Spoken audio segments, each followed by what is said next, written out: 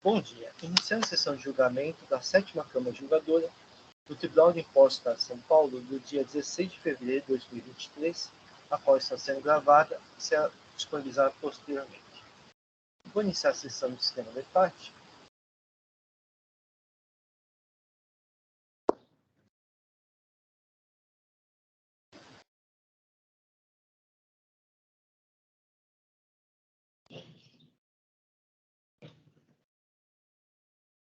Muito bem, temos 4 processos no dia de hoje. Vamos começar os trabalhos com o processo de Electroredes S.A., um recurso misto, que é de minha relatoria. É o momento que eu vou fazer registro da presença da patrona.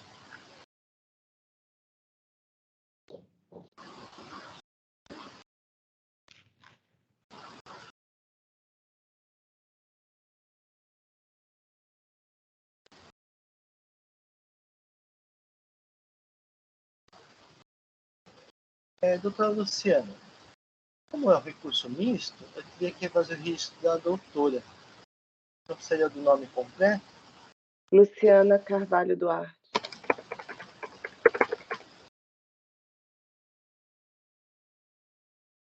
O número do documento? 14585236. 236? Isso.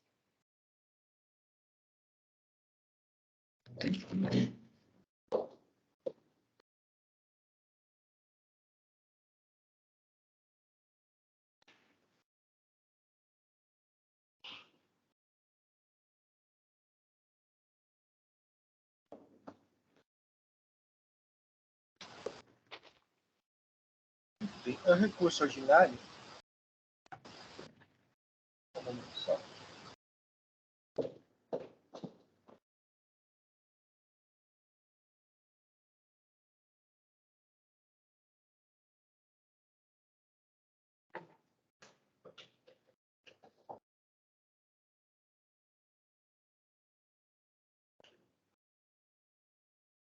Na hora que você puder dar uma subidinha, tá?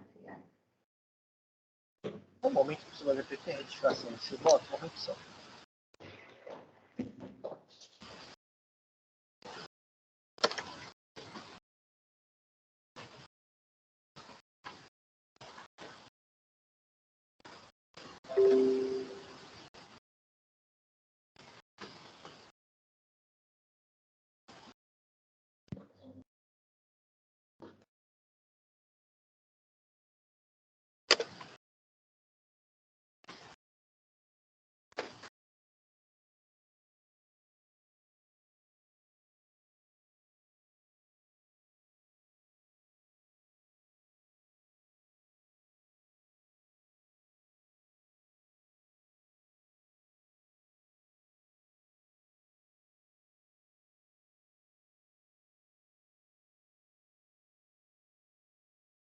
Muito bem, para esse recurso ordinário, recurso ofício, contenção por PDTJ2, que julgou procedente o AIM, determinando que os valores correspondentes à multa do imposto devem ser recalculados de modo que os juros aplicados obedeçam ao limite estabelecido pelo Poder Judiciário nos Tribunais de Segurança Monetária.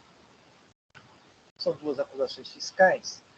Acreditar-se indevidamente semestre por ter escriturado no livro Registro de Entradas notas fiscais emitidas com a finalidade de lançamento do crédito relativo à aquisição de bens para ativo imobilizado, as quais envolvem valores cuja escrituração do CIAP se deu em desacordo com as regras previstas na legislação tributária.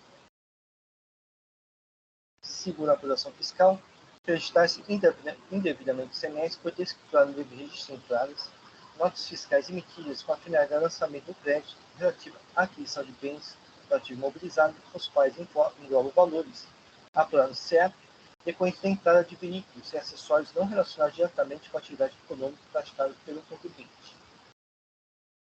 A adição de primeira instância, julgou procedente o AIM e determinou que os valores correspondentes às multas e impostos devem ser recalculados de modo que os juros aplicados obedeçam ao limite estabelecido pelo Poder Judiciário nos Tribunais de Segurança Monetária. Inconforme a decisão de primeira instância, o contribuinte depus recurso ordinário, apresentando as seguintes alegações. Requerendo a nulidade da ação recorrida, a decretação de precariedade e ou insubsistência da aplicação, subsidiariamente, o cancelamento parcial do AIM por excesso de constituição do crédito tributário. A douta representação fiscal manifestou-se por não provimento de recurso ordinário. A 47ª Câmara Julgadora determinou o retorno dos autos à primeira instância para nova decisão contra o inquilino. Em nova decisão primeira instância, o OIM foi julgado procedente nos termos já ditos. A douta representação ofertou parecer em de ofício, manifestando-se por seu não provimento. Foi interposto novo recurso ordinário. Foram apresentados contrários aos recursos de ofício da autuada, sendo requerido seu não provimento. A douta representação fiscal manifestou-se por não provimento de recurso ordinário. A protestação oral. Eu vou antecipar um pouco o meu voto. Doutora Fernanda.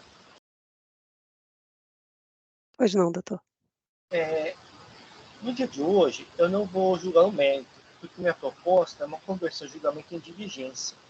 Então, indago a doutora se prefere fazer a apresentação oral no dia de hoje ou espera aguardar o resultado desse voto.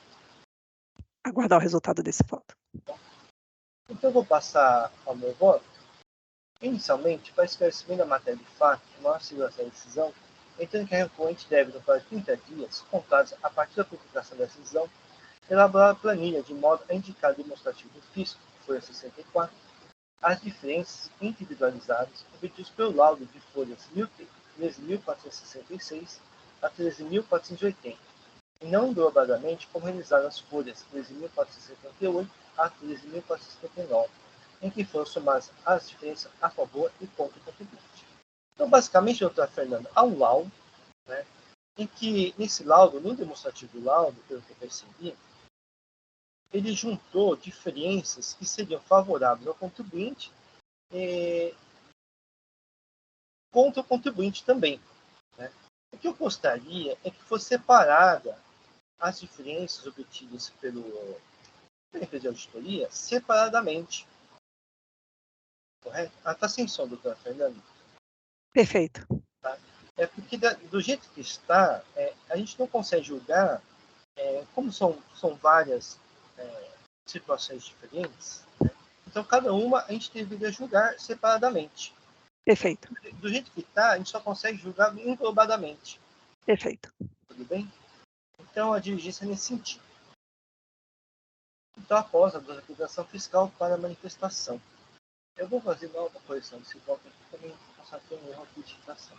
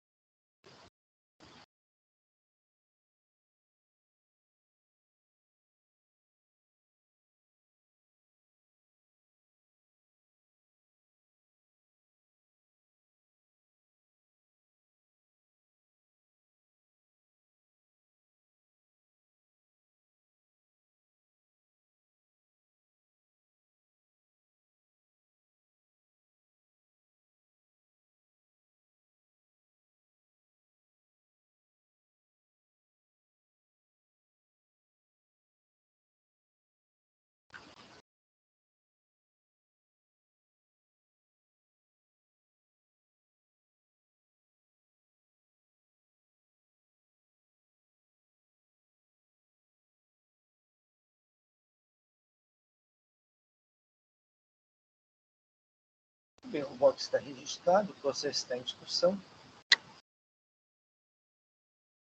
Não vem inscritos, vou encerrar os debates. Doutor Inácio, eu queria só pontuar duas coisas em relação à posição da representação fiscal. A primeira delas é que já consta no processo, mas que eu achei importante ressaltar de novo, que o nosso entendimento é que esse laudo apresentado pela contribuinte, ele não está baseado, na escrituração fiscal digital da contribuinte que ela estava obrigada a apresentar. Ela não apresentou o CIAP no bloco G da escrituração fiscal digital. Todo esse laudo foi feito com base nos documentos internos que foram apresentados pela contribuinte e que são contestados pelo fiscal autuante, porque não são os documentos requeridos para a apropriação dos créditos. E, ainda assim, caso se entenda pela conversão em diligência, com a vinda de novos documentos, separando esses valores favoráveis e contrários à contribuinte em relação ao laudo, a representação fiscal sempre pede que, depois da juntada desses documentos, a diligência seja encaminhada ao fiscal autuante para que ele também tenha a oportunidade de se manifestar sobre esses novos documentos que foram trazidos. Posteriormente, os autos passam pela representação fiscal, mas o posicionamento da representação fiscal é sempre que solicitar que seja aberta essa oportunidade para manifestação do fiscal autuante sobre esses documentos. Ok, doutora Luciana. Obrigada. No meu voto, assim, eu não vou entrar em mérito, dessa questão, desse argumento da representação fiscal, mas eu entendi assim, caso não seja acatado, né, e seja analisada o laudo, né, então seria por bem, né, separar a planilha de forma individualizada os valores a favor e contra, né, por tema, né. Então, eu acho que seria melhor para o julgamento. Quanto à manifestação da FR autuante, pelo que vi nos autos, né, no meu entendimento, o posicionamento do fiscal autuante, no que ele se manifestou várias vezes nesses autos, eu acho que ele não, digamos assim, não seria relevante. Se ele manter o posicionamento dele, porque o posicionamento dele, basicamente, é igual à representação fiscal. Né? Então, ele não se manifesta sobre o laudo em si. Então, eu entendi desnecessário. Agora, se a representação fiscal desejar que o fiscal se manifeste, eu posso colocar no meu voto, né, que ficaria a cargo da representação fiscal a analisar.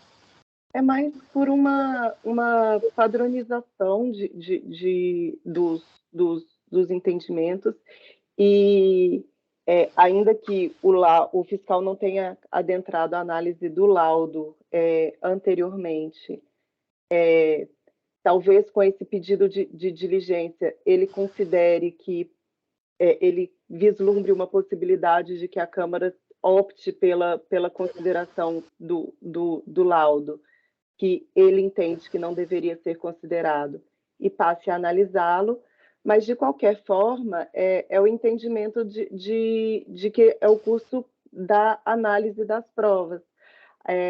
Ainda que o senhor não espere que o fiscal faça uma análise adequada em relação a adentrar as minúcias do auto, eu acho que é importante que seja dada a ele essa oportunidade. Pela questão do fiscal autuante, mas mais de uma vez, 2 ou 3 vezes, né, ele foi contrário ao laudo, né, nem apreciou o laudo, né. Então, não sei, no meu entendimento, seria tomaria tempo, né, para essa manifestação. Eu não acredito que ele vai mudar de opinião. Isso aí é o meu entendimento. Eu sujeito aos meus pares também. Se acham que deve ser feita a diligência também com o fiscal autuante ou é desnecessário? Olha, Inácio, eu tenho experiências de casos em que, mas assim, foi caso pessoal, eu como advogado na época, de que o processo foi convertido em diligência 4 ou 5 vezes, viu, Luciana? Aí é casuística, né? É a situação que eu passei. E o processo é que foi convertido em diligência 5 vezes. Só na quinta ou na sexta vez que o fiscal falou, tá bom, eu falo. Então, assim, foi realmente uma perda de tempo. Não sei se é o caso da própria acho que a reputação fiscal também pode converter em diligência antes de se manifestar, se for o caso, se achar que é necessário, né? Eu não sei, mas aí fica a cargo do presidente acolher esse pedido. nós podemos, claro, se a gente entender necessário fazer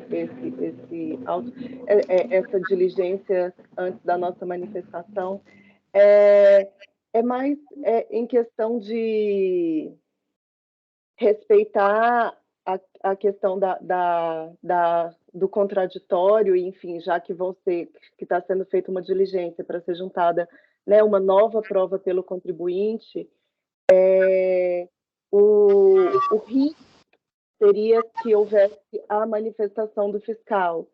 Eu entendo que é uma coisa que pode causar, que vai demorar mais tempo no processo e que talvez não traga o resultado esperado pelos julgadores, mas é o rito do contraditório, quem é a pessoa mais habilitada ali para analisar e refutar Mas o auto é a pessoa que elaborou, que fez toda a análise dos documentos que lavrou a autuação, independente do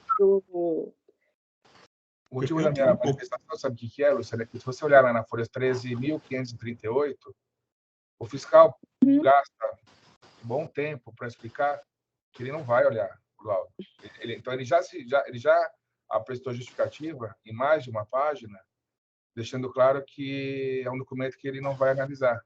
Então, eu não sei. É assim, doutora Luciana, eu posso demandar para o fiscal, passar o processo, só que, ao que eu vi, né, do ferrofluante, cada vez que a gente foi competindo de diligência, ele vai ficando cada vez mais contundente, digamos assim.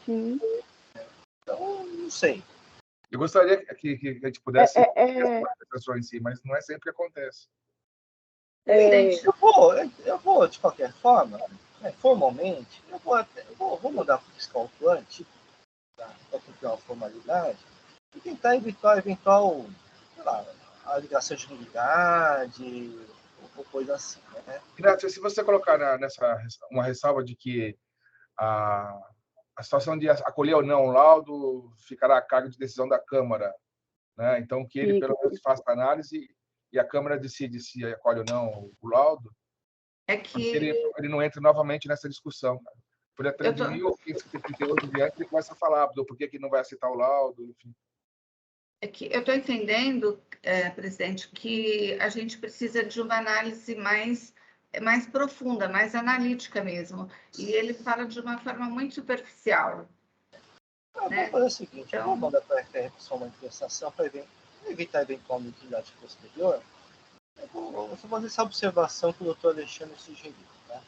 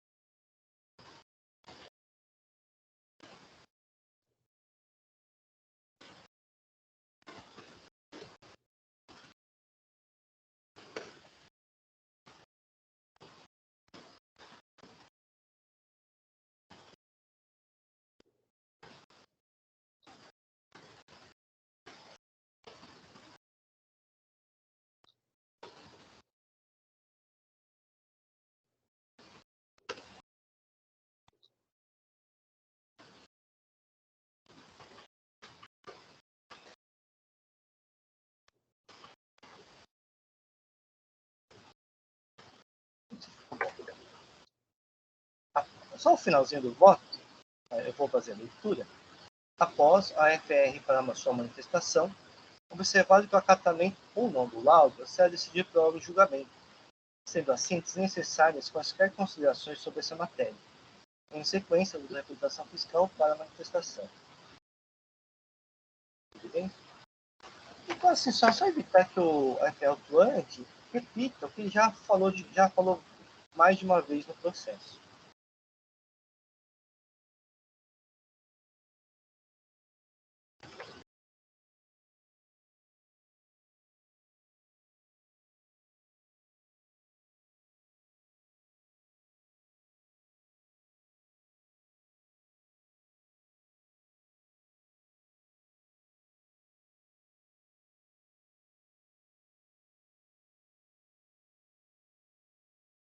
Bem, vou encerrar os debates.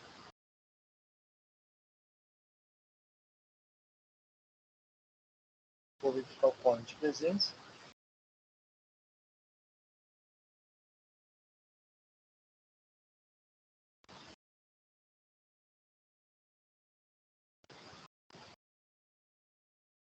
E vou iniciar a votação.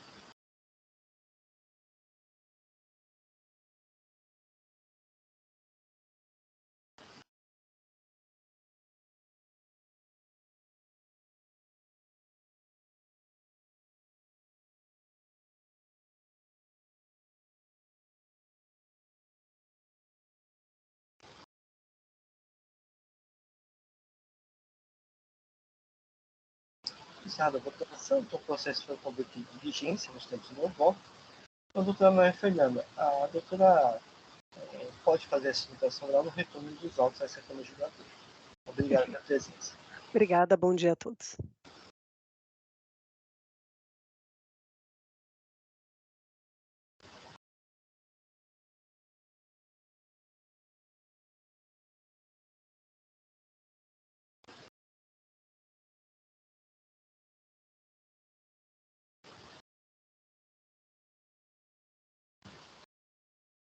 Passar para o processo de Petroquais, distribuidor de combustíveis militares, recurso ordinário, também de relatoria.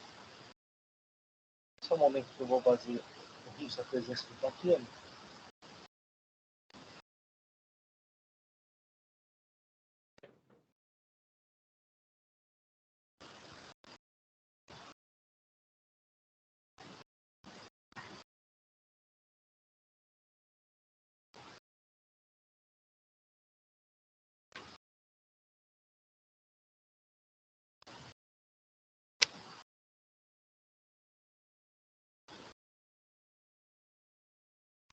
Esse é o momento que o sistema está um pouco lento.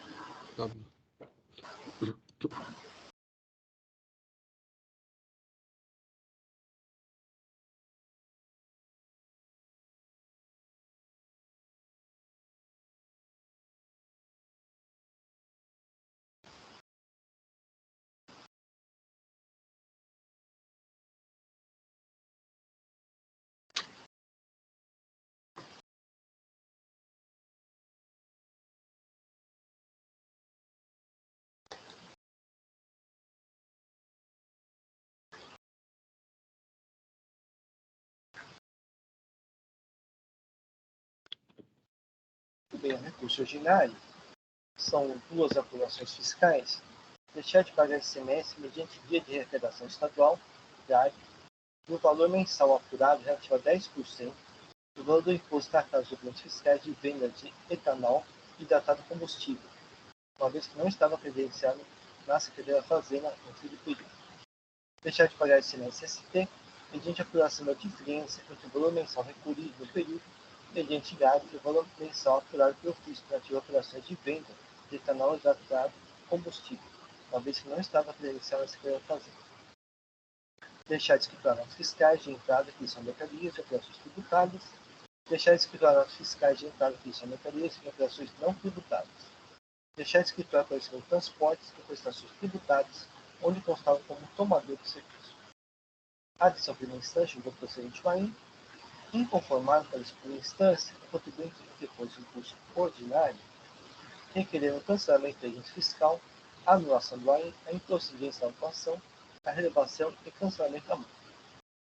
O contribuinte apresentou a petição dos documentos de folha 6.245 a 6.238. A dor de reputação fiscal manifestou-se por não provimento de recurso ordinário. A protesto da tentação oral. Também nesse processo, eu indago o Dr. Luiz Ernesto. Eu também não vou estar julgando o mérito no dia de hoje. Minha proposta é para a conversão de julgamento de diligência. Então, indago o Dr. Luiz Ernesto se gostaria de aguardar a apreciação dessa diligência ou prefere fazer a sustentação oral no dia de hoje? Eu aguardo a diligência, presidente. Eu vou passar para o meu voto.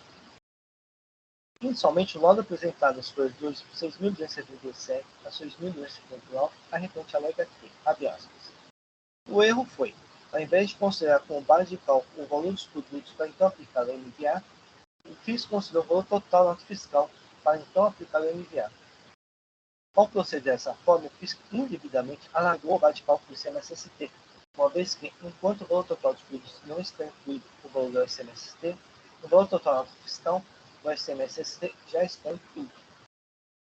Ainda compramos o valor da base de cálculo calculado por nós com o valor da base de cálculo do fisco, onde tem exatamente o valor do ICMS-ST, que foi indevidamente incluído na base de cálculo.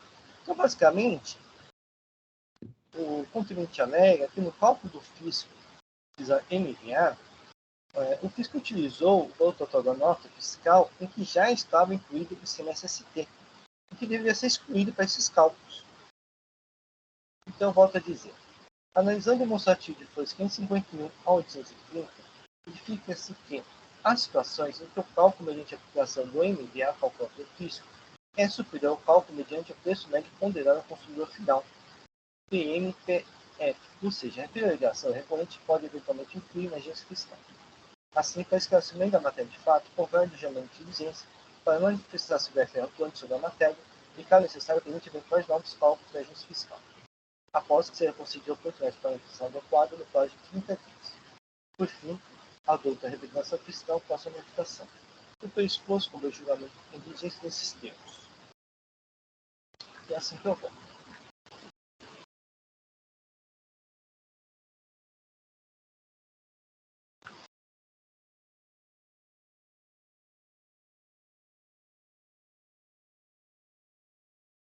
O processo está em discussão. Não havendo inscritos, vamos encerrar os debates. Vou ler o quórum de presença.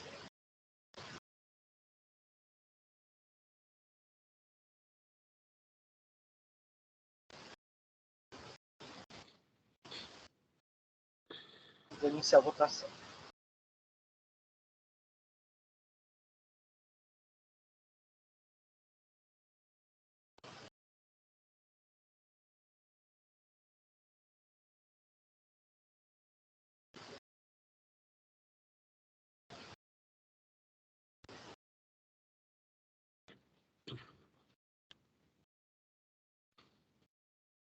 Encerrada a votação, o processo foi convertido em diligência nos termos do meu voto.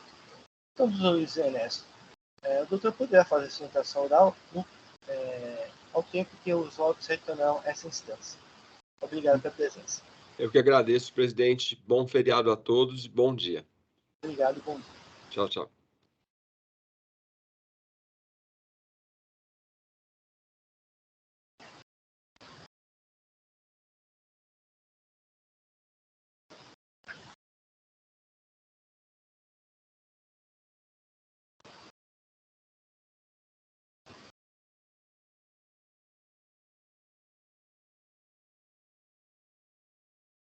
Passar para o processo de Canjica do Brasil na Indústria Automotiva Limitada, recurso ordinário, relator doutor Paulo Macedo. No momento que eu vou fazer o registro da presença da patrona.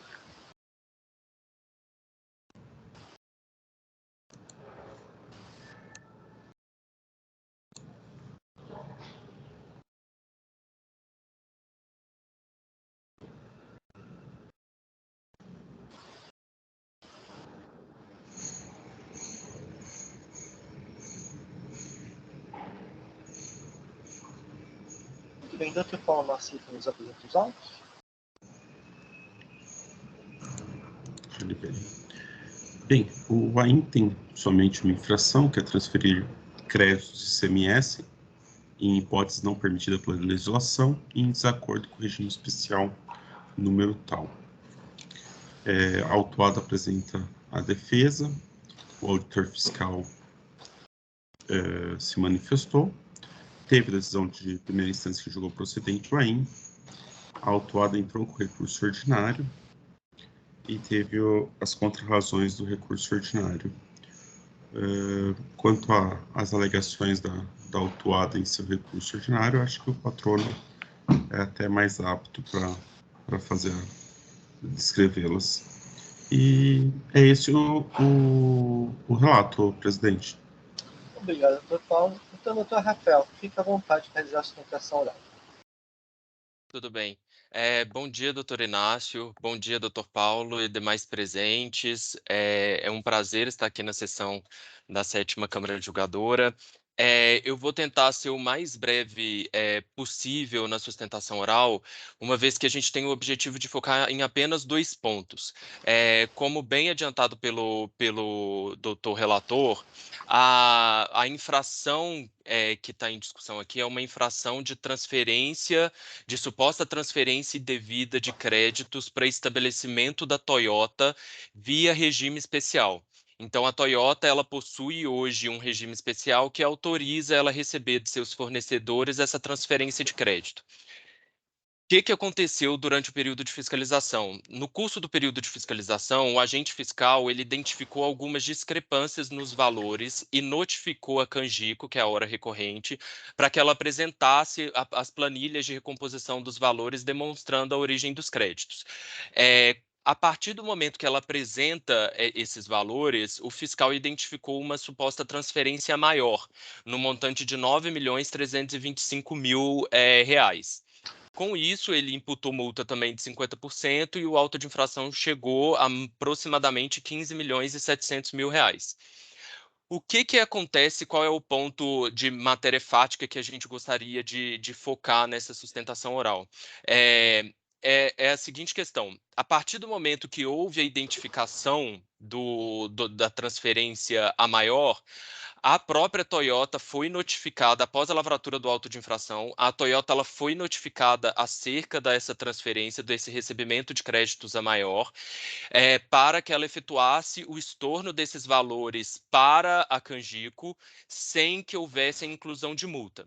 Ela promoveu o estorno desses créditos, esses créditos retornaram à contabilidade da Canjico, e lá eles permaneceram.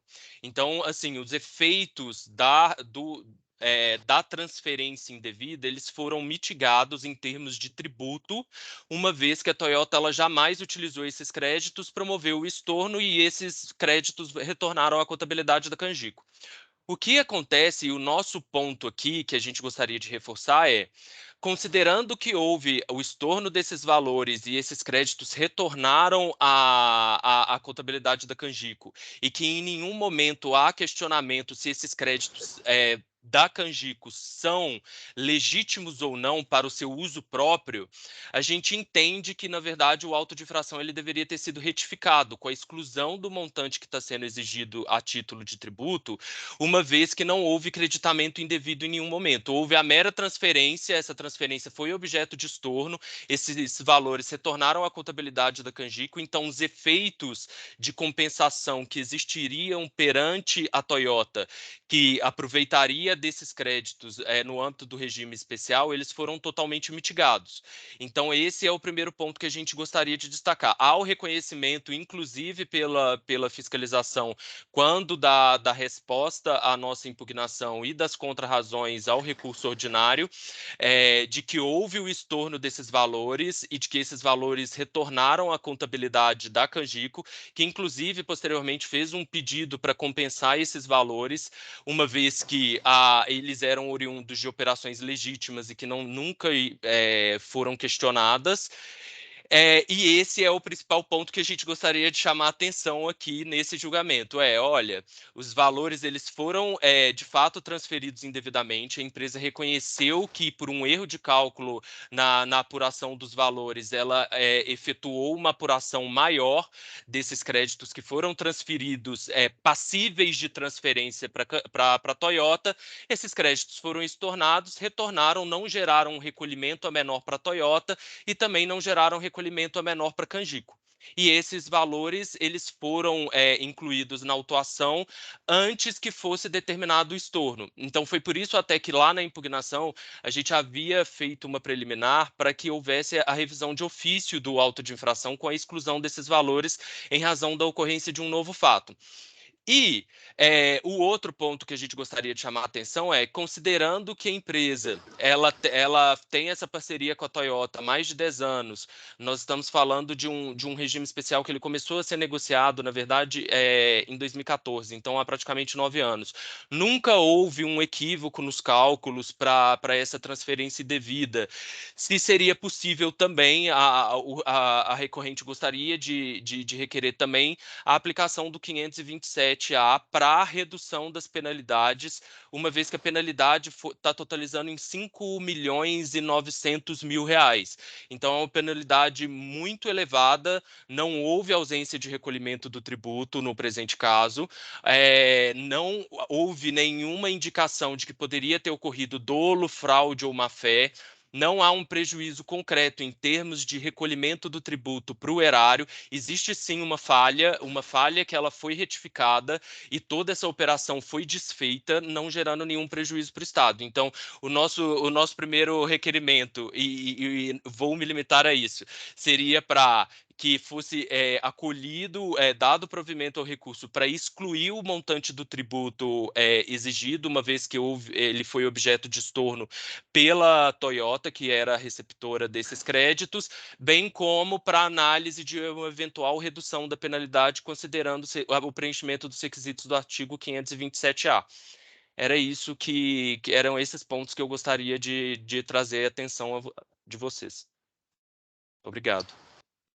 Agradeço ao Dr. Rafael pela objetividade. Então, Dr. Paulo Macedo. Vocês estão me ouvindo? Sim. Eu tive um problema com o fone, vou fazer sem o fone. Bem, eu vou passar para o meu voto no item 10. Preliminarmente, a autuada alega que houve o estorno do crédito pela Toyota e, portanto, a manutenção do AIN geraria uma cobrança em duplicidade.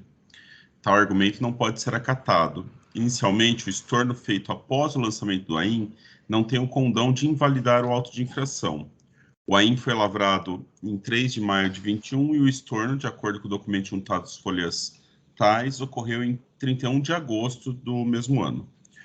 O estorno dos valores só impactaria o AIN se houvesse sido feito conjuntamente uma denúncia espontânea por parte do contribuinte antes do início dos trabalhos fiscais, o que não é o caso. Ainda, certo é que o despacho do NSE, da DRT4, folhas tais, deferiu o requerimento da autuada para compensar o estorno. Mesmo que não tivesse autorizado, certo é que o TIT, de acordo com o inciso 1 do artigo 93 da Lei 13.457, não tem competência para analisar questões relativas a pedidos de compensação ou restituição de tributos. Assim, caso a autuada entenda que haja imposto a lhe ser compensado ou restituído, a mesa deve formalizar tal pedido administrativamente. A autuada alega também que seria dever de ofício do auditor fiscal que lavrou o AIN indicar que houve cobrança em duplicidade. Fato é que não foi o mesmo auditor fiscal que lavrou o AIN e que autorizou o estorno e compensação. Mesmo que fosse, como já explicitado, o estorno feito posteriormente não impacta o AIN e a compensação não é fato de competência contencioso administrativo tributário. Logo, não há motivos, muito menos dever de ofício do auditor fiscal trazer aos autos tal informação. A autuada alega ainda que a ausência de tipificação da infração no regime especial, que deveria ocorrer sua notificação prévia para estorno.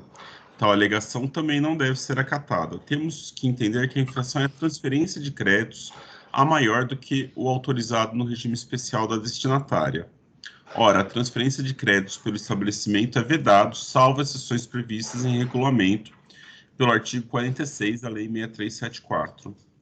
Assim, a infração recai sobre o valor transferido a maior do que autorizado pelo regime especial da destinatária, sendo que o artigo 46 da Lei 6374 veda tal procedimento. Assim, a linha F do inciso 2 do artigo 85 do mesmo normativo enquadra-se perfeitamente a infração em tela. Outra alegação da autuada é de que o AIN seria nulo por vício de motivação, dado que o período para o qual foram formuladas as exigências fiscais não guarda relação com o relato circunstanciado do AIN. Tal alegação também não deve ser acatada.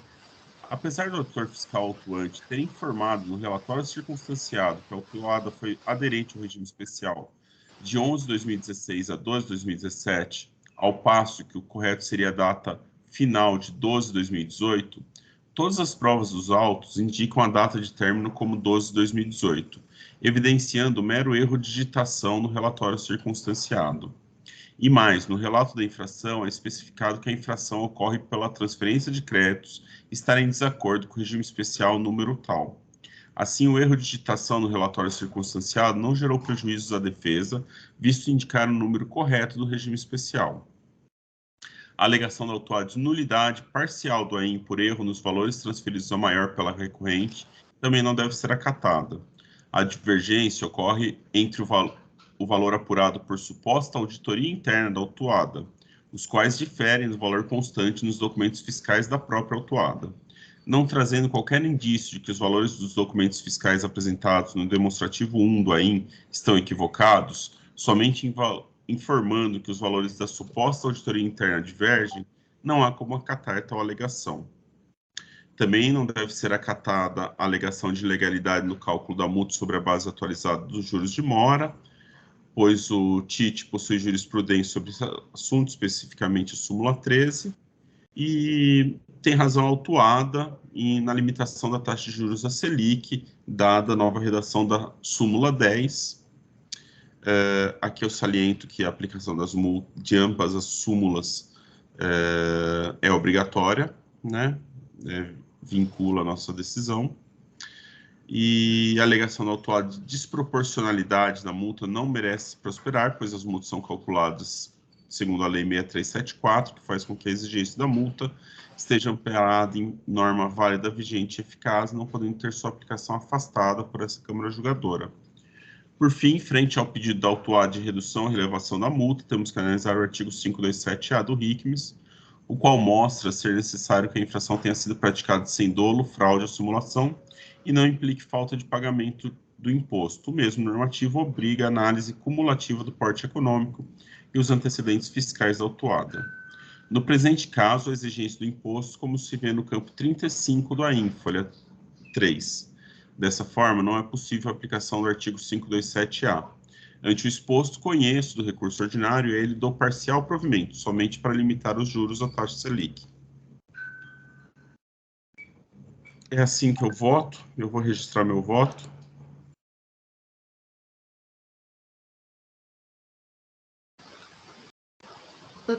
Doutor Paulo, uma dúvida, por favor.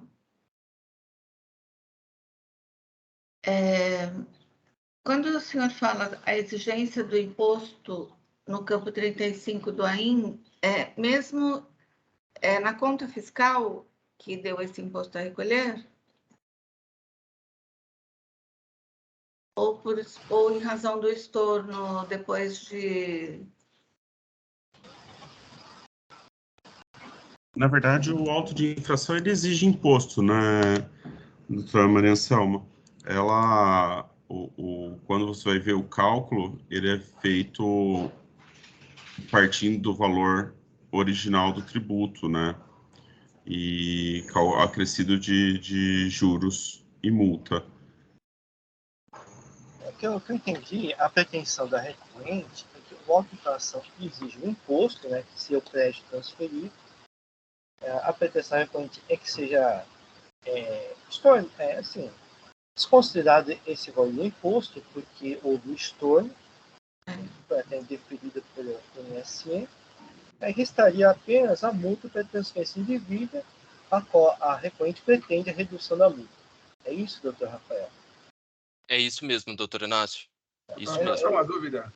Quando houve Claro. a Protas torna o crédito, esse crédito voltaria em tese para a contabilidade da Canjico, e a Canjico corrigiu e eliminou esse crédito, entendeu a diferença, ou manteve o crédito na escrituração? A questão, nesse caso, não é que o crédito ele é ilegítimo. O crédito ele está amparado. A transferência ela só foi a maior. Então, ele poderia transferir até 5 milhões, acabou que ele transferiu 9 milhões. Ele tem direito a esse crédito. O crédito é da Canjico, ela só transferiu por conta do regime especial que ela poderia, que o regime especial fala, poderá transferir esse valor. Então, era um valor das operações de ICMS decorrentes da não cumulatividade, e isso não foi questionado pelo fiscal.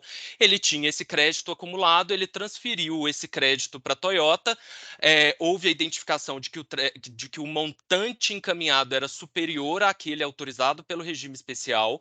A Toyota estornou esses valores que retornaram para a contabilidade da Canjico, e aí, posteriormente, o auto já tinha sido lavrado, o estorno já tinha sido realizado, ela formulou um pedido para que ela aproveitasse desse crédito, porque era um crédito decorrente da não cumulatividade do ICMS, ele não decorria de outra coisa. Primeiro, ela tinha esse crédito, era direito da Canjico, esse crédito, ela poderia ter utilizado para compensar com outras saídas ou não, mas por esse regime especial e pela parceria, considerando que a Canjico é uma fornecedora da Toyota, por conta dessa parceria, ela transferiu esse crédito que ela tinha para a Toyota. O crédito foi estornado, então, se nós descaracterizarmos toda essa operação, a Canjico teria direito a efetuar a utilização desses créditos, que foi o que aconteceu. Ela primeiro transfere, a transferência é autuada, porque foi em valor maior. Posteriormente, o fiscal notifica a Toyota estorna a totalidade do valor informado pelo fiscal, esses créditos retornam à contabilidade da Canjico, que depois da impugnação e do trâmite faz um pedido para compensar esses valores. Mas, ou seja, se houvesse ICMS não recolhido, seria um ICMS não recolhido pela Toyota, porque ela teria feito uma utilização de crédito indevido. Acontece que a gente está olhando para a Canjico, que fazia jus a esses créditos estavam estornados por questão do regime especial, ela transfere, esse valor retornou para sua contabilidade, ou seja, não houve ausência de não recolhimento do tributo tanto pela Toyota, que não se utilizou desse crédito transferido, e pela Canjico também, porque esses créditos eram legítimos. Não são créditos fabricados, algum tipo de crédito que só surge nessa operação. São créditos decorrentes da não cumulatividade das aquisições que a própria Canjico faz no dia a dia da sua operação. No meu entender aqui fica, apesar de não utilizado, apesar de estornado, assim, a infração é uma. Se após isso tem o estorno, eu entendo que a empresa tem todo o direito de se apropriar, receber esse estorno, tudo, mas isso não invalida a autuação do jeito que foi, a parte inicial do meu voto. Por isso que eu entendo que na infração tem sim a cobrança de imposto. Se a autuada não tivesse feito esse pedido, tudo, teria, ou não tivesse feito ou a Toyota não tivesse feito estorno, teria a cobrança de imposto na infração, né? Sabe o que me gera dúvida, Paulo? É que assim, se eu transfiro um crédito espúrio, né, que surge do nada, e aí eu cobro o imposto, pela lógica, na hora que eu recebo esse imposto que gerou um crédito que não existia, eu legitimo o crédito, porque se eu cobrei o imposto pela não cumulatividade, a empresa que teria gerado um crédito de maneira não regular cria lastro para esse crédito. Aí ele funciona. Então, cobra o imposto. A multa é pela infração, isso não se discute, mas aí o imposto vem, ele lastreia esse crédito que foi transferido indevidamente. Aí o crédito é devolvido. E, como ele fala, como não houve questionamento do crédito, esse imposto já foi recolhido na hora que o crédito foi gerado.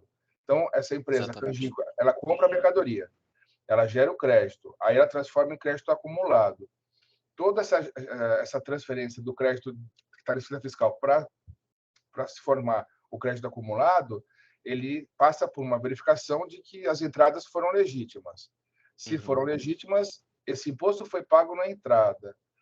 Se a transferência de um crédito legítimo foi irregular e ele volta e a destinatária não pagou, a minha dúvida é só exigir um imposto nessa operação. Se a Toyota tivesse usado, realmente, aí resultou no pagamento de imposto a menor porque o crédito não podia ter sido transferido.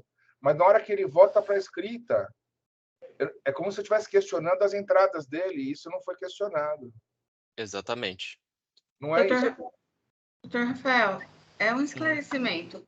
O erro foi, assim, eu entendi que foi equivocado, por isso e foi verificado após o auto de infração, por isso que o estorno ocorreu após o auto.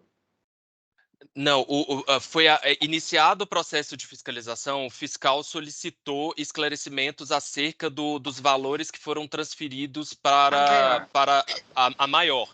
E aí ele solicitou que fosse feita uma planilha por sistema de custeio de saída.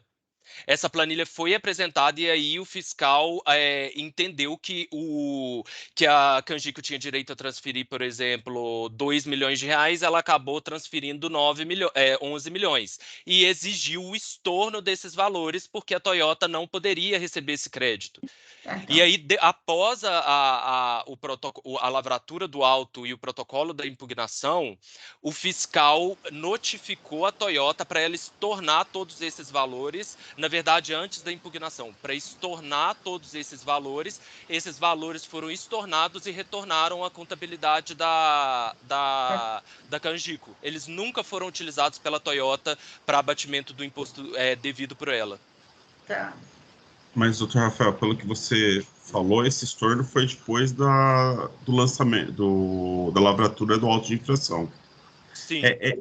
Para mim, aqui o ponto é esse, só para deixar claro meu raciocínio, né? A Toyota devolveu, estornou, não utilizou, ok, mas ela poderia ter utilizado. Então, assim, e isso acontece após a lavratura do auto. Para mim, é esse o ponto principal. A gente pode até falar, mas ele estornou. Fala, tá bom, mas a infração ela acontece se ocorre no momento da lavratura do auto, né? A gente não pode ver fatos posteriores impactando na infração. Pelo que eu entendi, a multa em si, de qualquer forma, estaria caracterizada. Digamos, é fato incontroverso, né, que houve um erro. A multa é inquestionável, digamos assim. A questão que fica é o imposto. Como houve esse estorno, houve definimento do INSS, a gente pretendia, né, que o imposto seja estornado da auto-infração. Mas a multa permanece. E quanto à multa, então, se for retirado o imposto, quanto à multa, como não há mais imposto exigido, a gente pleiteia o 527A. Exatamente. É isso. Então a multa em si é inquestionável, porque houve um erro, uma infração, é inquestionável. Né? O que está em questão, talvez, é a exigência ou não do imposto no auto de infração. Exatamente. Até porque eu entendo que não houve má-fé. Né? Agora, se depois ela iria continuar usando o mesmo crédito ou não, é uma outra situação, né? Mas, assim, a princípio, o que se percebe é que, diante da autorização do fiscal, do pedido do fiscal, da fiscalização, pedir para ela estornar, houve o estorno. Né? Ela não... Lógico, deixa eu com o pensamento aqui, ver o que você acha. Eu tenho uma auto-infração, falar. Contribuinte no prazo de defesa, antes da impugnação, paga o imposto, vai discutir a multa. Se eu tenho uma situação hipotética dessa, o fisco acaba reconhecendo o pagamento aí quando é pagamento é diferente. Porque não dá para fazer isso. Se fizer esse tipo de recolhimento, né, vai acontecer uma imputação, que é distribuição proporcional. Vai ser forma, Alexandre, no caso, você quer duas pedir infrações, vista, né? Olhada, porque se for acatar o argumento da autuada, né, também tem que fazer a compensa de valores, né? É isso que eu fico pensando, porque aí eu tenho uma auto-infração que eu vou exigir o valor aqui, na hora que eu exigir, eu vou gerar o direito de crédito desse valor a mais, porque se a contabilidade fiscal olha as entradas dela, tá tudo certo. Não tenho discussão quanto a isso. O cálculo tá certo. A transferência foi a maior do que o limite do regime especial permitia, e eu não atuei ele por geração de crédito dele, sei lá, recebimento de mercadoria sem documentação fiscal, enfim. Uhum. A hora que ele pagar esse valor, Paulo, vai gerar direito a crédito para ele. Nesse caso, tem que ser requerido também, né? Sim. Tem que ser pago, efetivamente pago, para depois ser requerido. Porque é um imposto que, em tese, isso aqui surge de algo que ele já pagou no momento que ele adquiriu a mercadoria. Eu entendi que no momento ali, você falou, cravou, hoje, autofração lavrado, qual é a situação? A situação é, a Toyota vai usar o crédito, ela pode usar o crédito, esse crédito vai gerar um recolhimento a menor do que eu deveria para os cofres do Estado, então eu vou exigir imposto.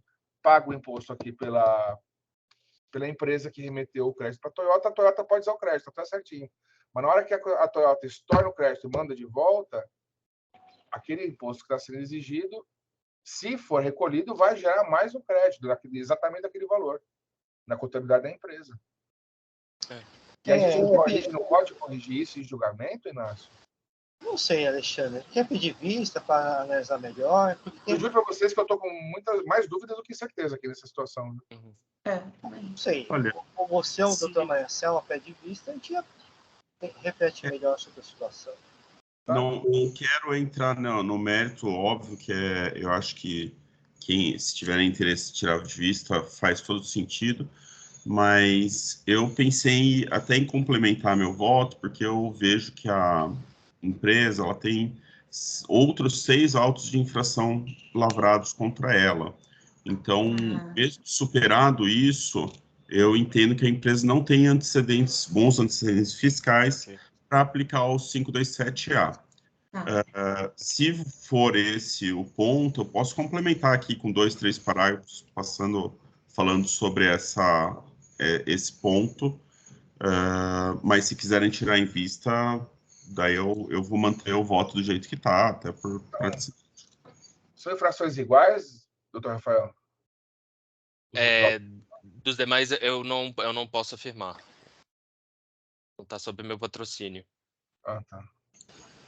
Acho que assim, foi como o Inácio falou, Paulo.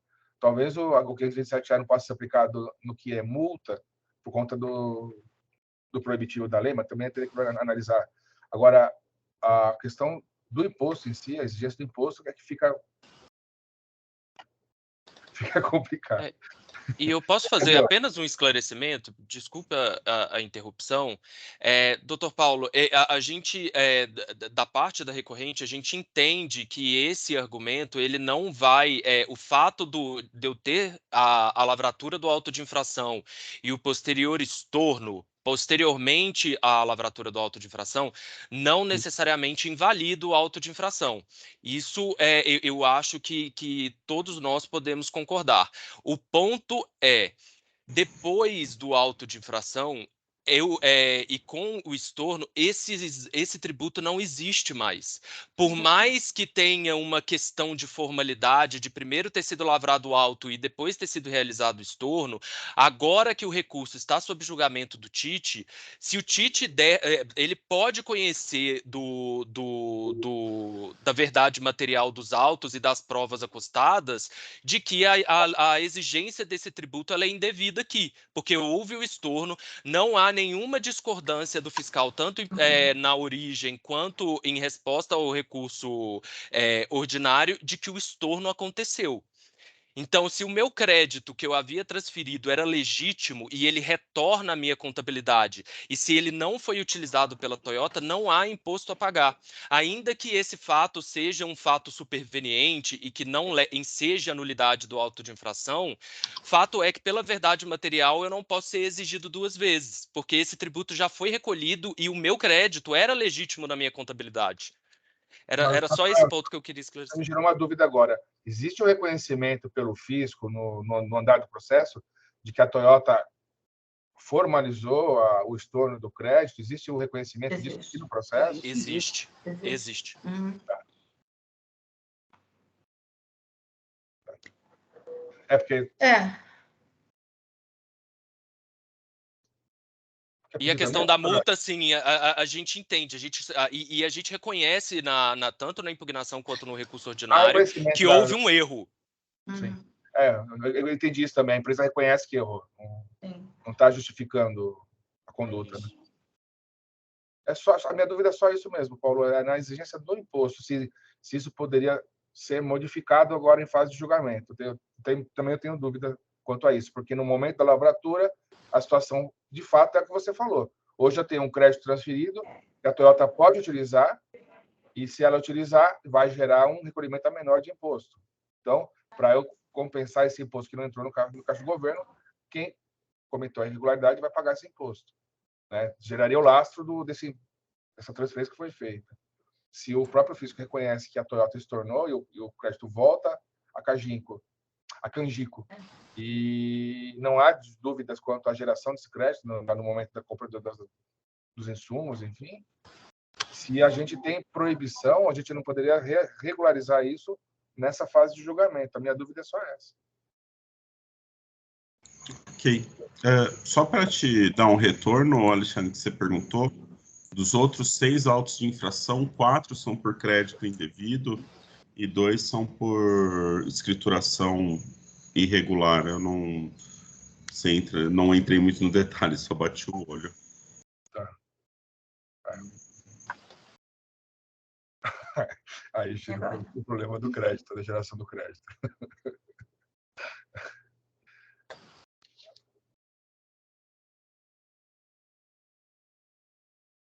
Mas aí vejo, você, doutor Alexandre, doutora Maria Anselmo, se querem tirar em vista, se eu complementar, falar dos antecedentes fiscais, se pode sanar o processo, só para a gente...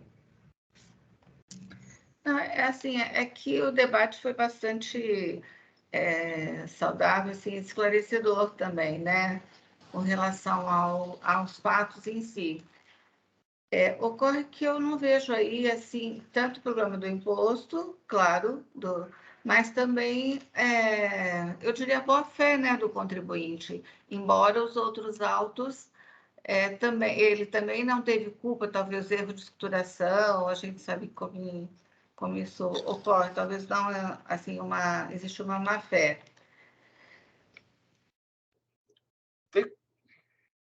Mas acho que eu vou pegar em lista, presidente. Tudo bem, eu também. Tem problema, doutor, de juntar, pelo menos, porque a gente não vai ter informação aberta a respeito da origem das outras condutas infracionais aqui. Mas, às vezes, estou falando de 4 autos de infração que geraram R$ 1.000 de crédito devido de imposto, ou eu posso ter uma auto-infração com valores gigantescos. Se tiver juntada de algo desse tipo, eu teria que abrir diligência. Né? É verdade. Também. Dá mais ou menos, dá para consulta pública, né?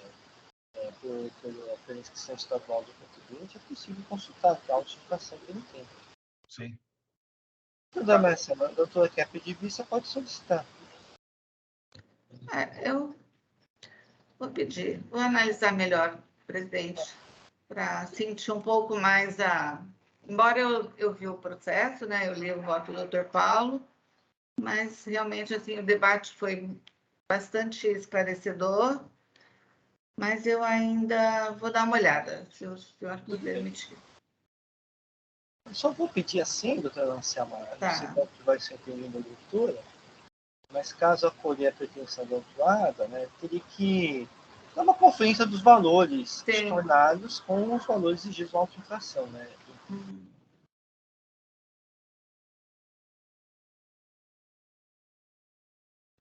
Vista considerada a doutora Maria Anselmo, então o processo retorna oportunamente. Agradeço a presença do doutor Rafael. Muito obrigado a todos. Bom dia. Obrigada, bom dia.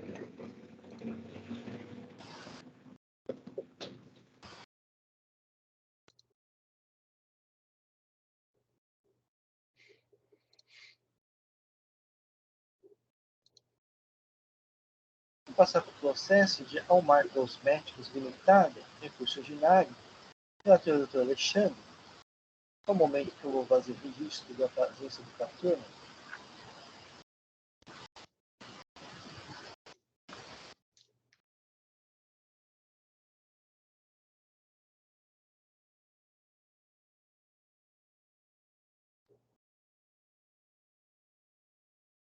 Bem, doutor Alexandre, já é possível fazer registro de voto?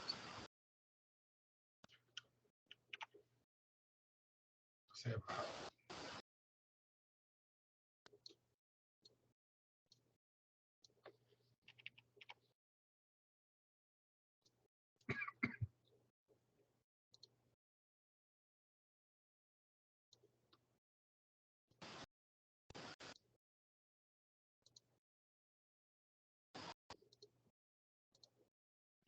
está registrado. Quem nos apresenta os autos? Vamos lá.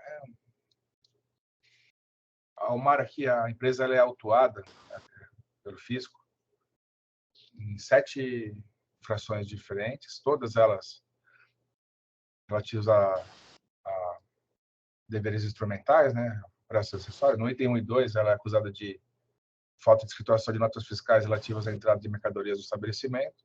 No item 1, tributadas, e no 2, não tributadas, já se encontravam escrituradas operações do período.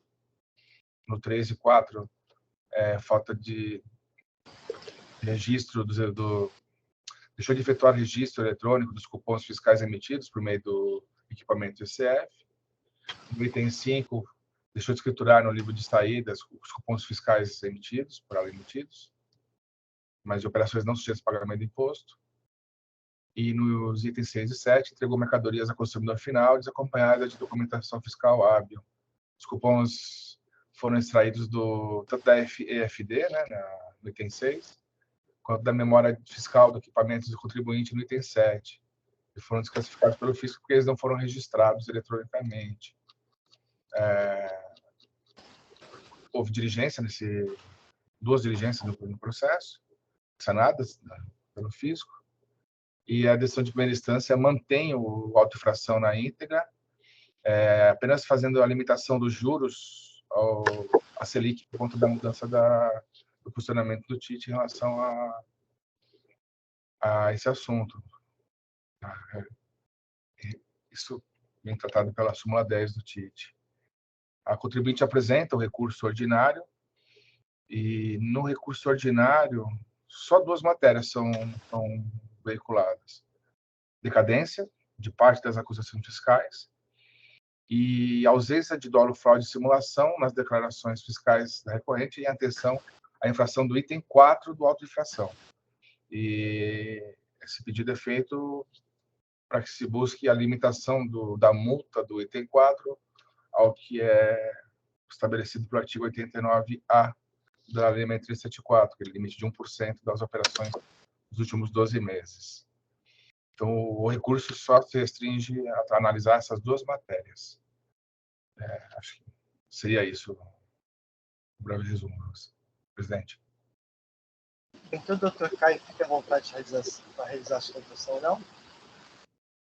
Olá, bom dia. Agradeço primeiramente pelo tempo a todos aqui presentes e também agradeço pela paciência, principalmente do senhor Oswaldo. Tivemos sérios problemas aqui com a PO, a burrice do operador aqui entre o celular. Não consegui acessar aqui a sessão por alguns problemas meus, mas deu tudo certo ao final.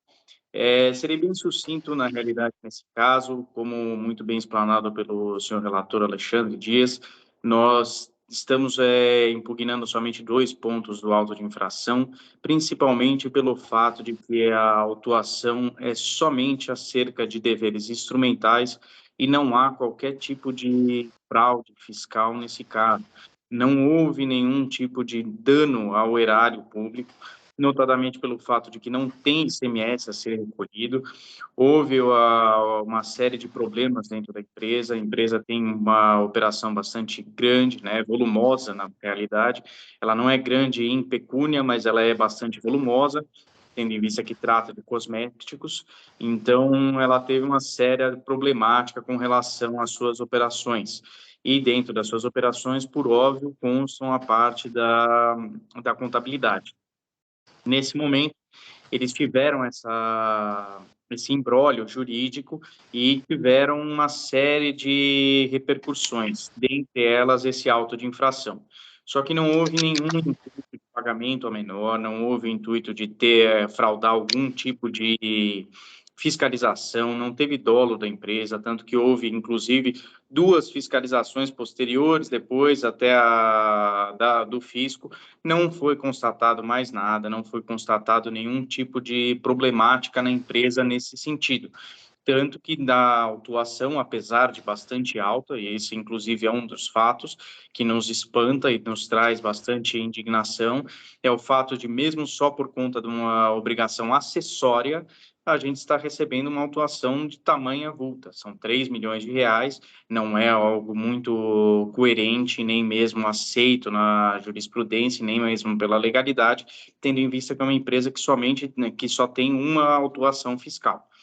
Nesse caso, nós tentamos, em primeira instância administrativa, não houve nenhum tipo de reversão, então fomos para a Câmara Julgadora agora.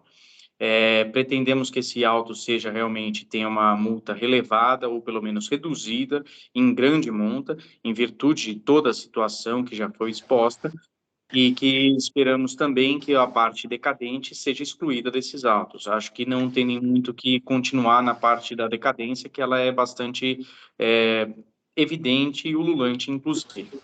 Tá certo? Eu agradeço mais uma vez pelo tempo, agradeço pela atenção, e quaisquer dúvidas, eu estou aqui também para esclarecê-los. Agradeço ao Dr. Caio pela atividade. Doutor Alexandre.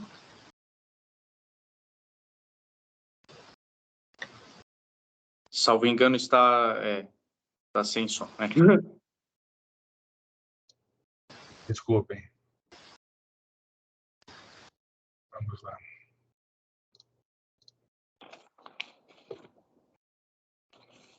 Vou para a leitura do meu voto.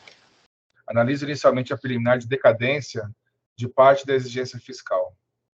O contribuinte sustenta que, pela aplicação da regra do artigo 150, parágrafo 4º, teria ocorrido decadência do direito do fisco lançar multas por descumprimento de obrigações acessórias referidas ao período anterior a março de 2016. Isso porque foi notificada a lavratura do auto de infração em 10 de março de 2021. O fisco, por sua vez, entende que a regra do cômputo do prazo decadencial, contida no parágrafo 4º do artigo 150 do CTN, só pode ser aplicada quando o sujeito passivo antecipa o pagamento do tributo sem prévio exame da autoridade administrativa, para posterior homologação desse lançamento. E como a auto-infração trata, em sua totalidade, de infrações de falta de emissão ou de escrituração de documentos fiscais, não há pagamento previamente realizado hábil a ser posteriormente homologado. Entendo que, nesse ponto, o contribuinte tem razão quando afirma que será aplicável a regra do artigo 150, parágrafo 4 CTN. Isso porque a atividade de homologação prevista pelo Código Tributário Nacional não se resume apenas em verificar o quanto foi levado aos cofres do erário pelo contribuinte, e sim de todas as atividades praticadas por ele, inclusive as vinculadas às informações fiscais e contábeis escrituradas, as chamadas obrigações acessórias. Também não prospera, da maneira como analiso, a alegação do fisco de que grande quantidade de irregularidades verificadas em decorrência de conduta dolosa decorreria de conduta dolosa da contribuinte, fato que seria suficiente para afastar a aplicação da regra do artigo 150, parágrafo 4º. Isso porque o dolo, visto do ato jurídico, não pode ser meramente presumido, porque depende da constatação de que o contribuinte agiu com consciência e vontade de praticar a irregularidade tributária que foi constatada. Ou seja, deve o fisco apresentar provas de que a conduta ilícita praticada pela contribuinte foi intencionalmente viciada por dolo, fraude ou simulação. Na dúvida, o dolo não pode ser presumido. Assim, com as acusações fiscais que compõem a auto-infração não se enquadram no entendimento simulado por esse tribunal, súmula 9, tratando-se do ICMS de tributo sujeito a lançamento por homologação e não havendo nos autos prova de ter a contribuinte agido com dolo, fraude e simulação, é imperioso que se faz que o prazo decadencial seja contado pela regra do artigo 150, parágrafo 4 do CTN. Nestes termos, tendo o auto sido lavrado em 4 de março de 2021 e notificado em 10 de março de 2021, conclui-se terem sido alcançados pela decadência as exigências fiscais cujos fatos geradores sejam anteriores a 11 de março de 2016, ou seja, entendo terem sido alcançados pela decadência os subitens 2.1, 5.1, 5.2 e 7.1 do DDF de folhas 8/13 dos autos. No mérito, O restante do pleito recursal se resume a questionar a multa que foi aplicada no item 4 do auto de infração, que acusa contribuintes de ausência de registro dos cupons fiscais do período de fevereiro de 2016 a agosto de 2018, apurado através de memória fiscal dos equipamentos ECF, pois entende a contribuinte que, ausente a figura do dolo, fraude e simulação, deveria ter sido agraciada com um limitador constante do artigo 89, parágrafo 2º da Lei 6374, regra que limita a multa a ser aplicada pelo fisco ao teto de 1% do valor total das operações de saída e prestações de serviços realizadas pelo estabelecimento infrator nos 12 meses anteriores ao da lavratura do auto de infração. Sem razão a contribuinte nesse ponto. Isso porque o benefício previsto no artigo 85A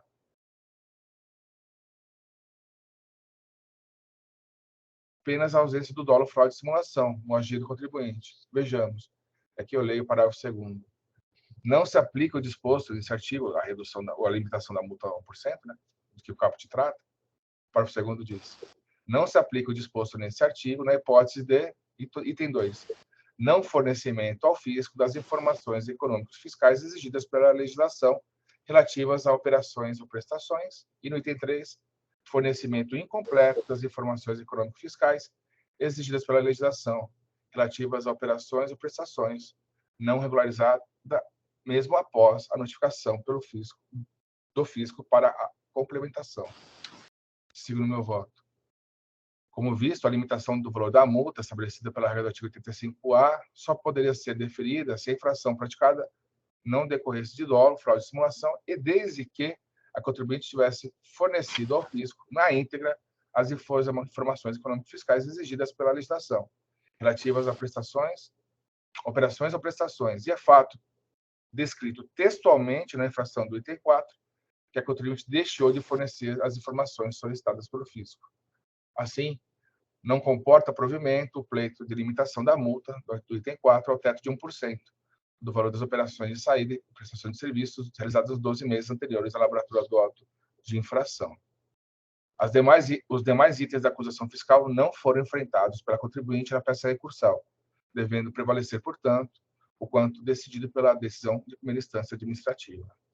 Importa mencionar, por último, que a decisão recorrida já determinou que os juros aplicados no AIM sejam limitados à taxa Selic, nos termos da nova redação da súmula 10 desse tribunal. E esta parte da decisão recorrida não foi objeto de deposição de recurso pela dota representação fiscal, conforme disposição do artigo 1º da Portaria CAT 142 de 2009. Diante do exposto, conheço o recurso ordinário da contribuinte e dou parcial provimento apenas para reconhecer a decadência dos subitens 2.1, 5.1, 5.2 e 7.1 do DDF de folhas 8/3 dos autos, com base na contagem de prazo decadencial do artigo 150, parágrafo 4 do CTN, devendo serem mantidas as demais exigências não alcançadas pela decadência, nos termos desse voto e do quanto decidido em primeira instância administrativa. Só mais um detalhe, há o pedido de redução da multa na fase de defesa, pela regra do 527-A do regulamento, mas esse pedido não foi formulado no recurso ordinário e seria uma análise extra petita. Nesse momento, o deferimento de pleitos não formulados na fase recursal. Então, somos obrigados a nos ater ao que há de pedido formulado no recurso. A única limitação da multa que é feita nesse recurso é com base na regra do artigo 85A. Muito bem. Eu vou pedir a preferência, doutor Alexandre, pedir licença, porque eu vou discordar quanto à matéria relativa à decadência. Antes, surgiu uma dúvida. O artigo 85A não foi aplicado na lavratura? Por entender que o fiscal entende que a constância e o número de operações que empresa. Cortou o som, doutor Alexandre? Cortou? Cortou. Está me ouvindo agora? O fiscal entende que a quantidade de operações que não foram regularmente escrituradas demonstrariam dolo por parte da contribuinte na prática dessas infrações. Não há outra prova a não ser o número de infrações praticadas. Eu vou divergir do Dr. Alexandre e contar do cabeça.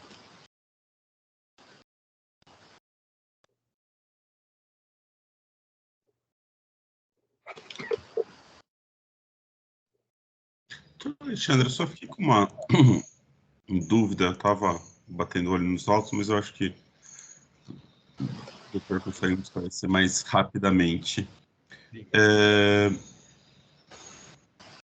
O contribuinte deixou de escriturar as notas fiscais, mas ele recolheu o imposto dessas notas fiscais? Acho que são operações submetidas da ST, Paulo. Ah, tá. É cosmético. Tá, ok, então, ok. O imposto está pagado. Isso, não tem imposto a recolher. Ah, não, tudo bem. Só multa. Mas se você olhar no ato de infração, do item 1 ao 7, ele faz a ressalva em todos. O contribuinte foi notificado a confirmar as operações e não apresentou documentos. Item 2, vai no item 4, que é o que está em discussão, né?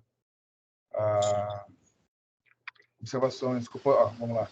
Item 4, deixou de efetuar registros eletrônicos dos cupons fiscais emitidos por meio do equipamento emissor de cupom fiscal, ECF, conforme prescreve o artigo 212p do regulamento. Observações, os cupons fiscais foram extraídos da memória fiscal dos equipamentos emissores de cupom fiscal de fabricação tal, que é os números aqui, a memória fiscal do ECF e contas juntadas florestais. E o item 3, o contribuinte foi notificado a prestar o registro eletrônico dos referientes documentos, porém não o fez, conforme pode ser comprovado em notificação fiscal juntada ao presente auto-infração. E é por isso que eu entendo que ele não faria jus à limitação, porque a lei exige que as informações tenham sido todas apresentadas ao fisco, e eles não apresentaram. Ok. Muito bem. Eu já fiz a preferência, então eu vou fazer a leitura. Pedir licença ao explorador de vídeo sem entendimento relativa à decadência, uma vez que, tratando-se de infrações relativas ao descumprimento de obrigações acessórias, é aplicada a regra contida no artigo 173, segundo CP. A matéria já foi objeto de apreciação pela Câmara Superior no procedimento T5-40-07-959-2012, relator do Dr. Fábio Henrique Godinho Cruz, por razões não tanto decidir, descrevi aqui o meu voto. Ainda o entendimento do STJ, no RESP 719-350, relator ao ministro Luiz Fux, que diz o seguinte: na hipótese do prazo decadencial para a Constituição tributária, regido o artigo 731, o CTN tem em vista tratar-se de lançamento de ofício, consoante previsão do artigo 149, incisos 2, 4 e 6. Ausente a figura do lançamento por homologação, não há que se falar na incidência da regra do artigo 150, para o Código CTN. Tudo isso diz, pedir essa decisão, em relação às infrações relativas às obrigações acessórias. Então, segundo o entendimento do STJ do próprio Dr. Fábio Cruz, da Câmara Superior, no caso de descumprimento de obrigação acessória, trata-se de lançamento de ofício, e não lançamento com homologação. Então, a regra aplicável seria o artigo 173, 1 do CPN. Esse aqui também vai ser meu entendimento. Então, por isso, posto com esse, provimento o recurso ordinário e no mais a cumprir integralmente o extrato. É assim que eu vou. O processo está em discussão.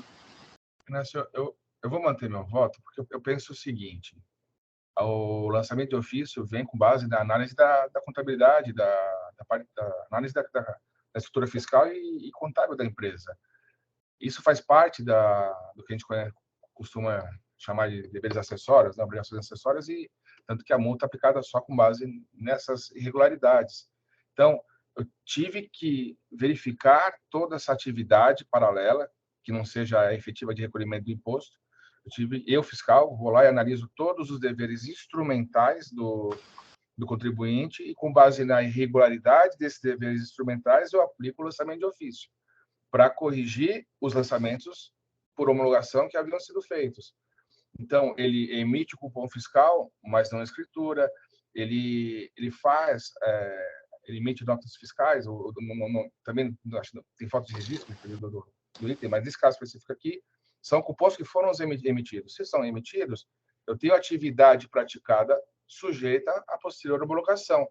senão o fiscal talvez nem teria como atuar, porque seria um nada, né?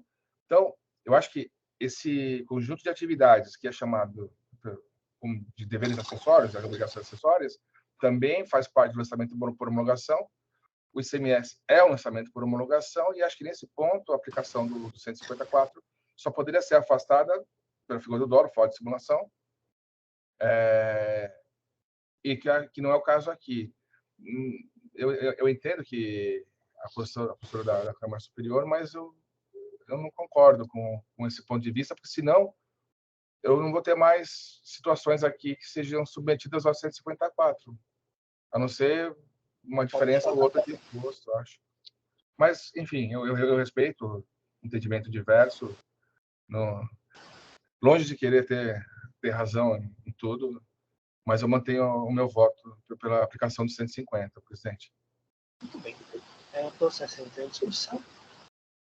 Doutor Alexandre, eu peço vênia também, eu vou acompanhar o doutor Inácio, porque recentemente, né, eu participei da Câmara Superior e num processo parecido, não idêntico, mas eu também acompanhei o voto da não prescrição, pelo artigo 1, né? 173. Isso, 173. Então, A lógica é sempre a ausência de imposto recolhido no início a ser submetido à homologação posterior. Mas aqui eu tenho todas as operações, exatamente esse é o caso. Eu tenho um número de operações consideráveis, todas submetidas a ST. Então, eu nunca vou ter o imposto, eu não questiono o recolhimento pelo meu remetente. Então, todo o ICMS-ST é recolhido. O que me cumpre só é agir de maneira correta ou não em relação à minha escrituração fiscal. E essa escrituração decorre de um imposto chamado ICMS. E eu nunca vou ter a aplicação da regra do 154. Por quê? Porque eu sequer tenho a chance de não pagar o imposto ou de pagar alguma coisa, porque já foi recolhido antes. Então, eu nunca vou ter a regra do 150, parágrafo 4, aplicada nas minhas operações. Eu estou submetido ao imposto estadual, eu tenho que emitir documentos fiscais, registrá-los e informar ao fisco. Eu tenho que praticar todas as operações e nada disso vai ser considerado lançamento por homologação. É por isso que me gera uma certa dúvida de não se aplicar a esses casos a regra do 150, parágrafo 4, entende? Tá bom, tudo bem, Alexandre. Mas aí... Doutor Alexandre, eu até respeito bastante os seus argumentos, mas uma vez o entendimento é de que, uma vez que houve a falta do cumprimento da obrigação acessória, ele é obrigado ao recolhimento do tributo. Então, o tributo não há como prescrever, né, diante da situação. Então, de substituição tributária, ele passa a ser solidário, ele tem que recolher. Não sei, parece que é esse entendimento na Câmara Superior também, né? Então, eu vou encerrar os debates. Vou verificar o quórum de presença.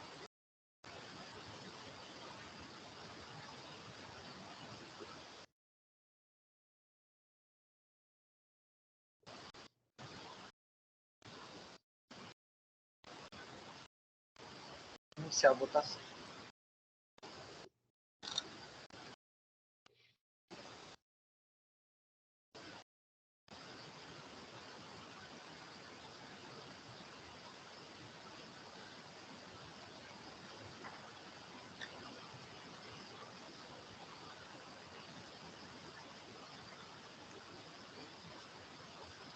Iniciada a votação, doutor Caio.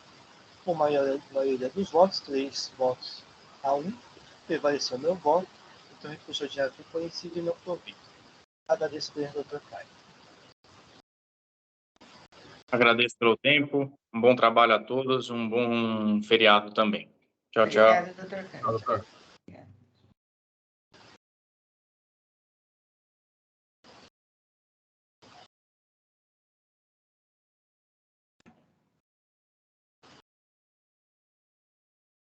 Muito bem, com isso encerramos o processo do dia de hoje. Então podemos encerrar esse julgamento dessa 7ª Câmara Julgadora do Tribunal de Impostos do Estado de São Paulo, no dia 16 de fevereiro de 2023. Agradeço a presença de todos. Pedir após o voto encerrar a gravação.